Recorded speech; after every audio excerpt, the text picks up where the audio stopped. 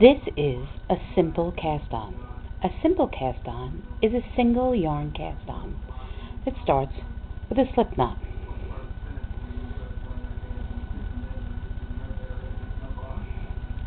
Once you make the slip knot, the simple cast-on is created by wrapping the yarn around your thumb and slipping the stitch off. You start at the base of your thumb, wrap around the thumb, coming between the space between the thumb and the index finger, and then the stitch is made and slipped off. Around, there's the stitch made. The needle is slipped in, the stitch is slipped off, and it's gently tightened. Again, starting at the base, wrapping around, coming between the index finger and the thumb.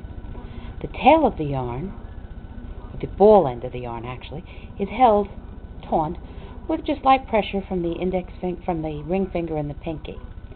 The other end is held taut by the needle. The needle goes in, a stitch is created. Round, in, and off, round, in, off, and tighten. Round, in, off, and tightened. It's a very, very simple cast-on.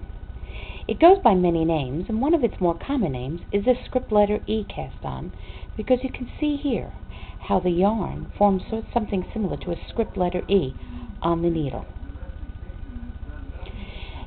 This cast-on has some advantages and has some disadvantages. If you've created quickly, as people are wont to do, and just go along, what you can find is some uneven tension. The gaps between the stitches are larger or smaller, and this is going to result in gaps along your first row of knitting, making perhaps a messy edge.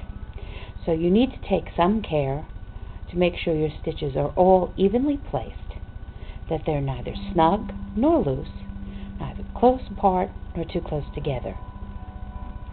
In addition to this cast-on, there's another cast-on which is identical, but backwards. The backwards cast-on has the yarn start in the palm of your hand, come between the thumb and the index finger, wrap around the thumb, and then this needle is positioned in the palm to lift the stitch off and tighten. From the palm, around the thumb, picked up. And these basic motions will be used in many other cast-ons, so they're very good motions to know.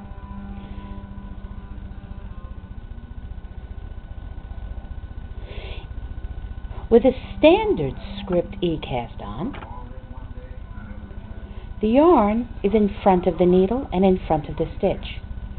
With the reverse one, the yarn is in the back of the needle and in the back of the stitch. You can alternate these two different styles of doing a standard followed by a backwards. And this will create an interesting effect along the edge with a bar,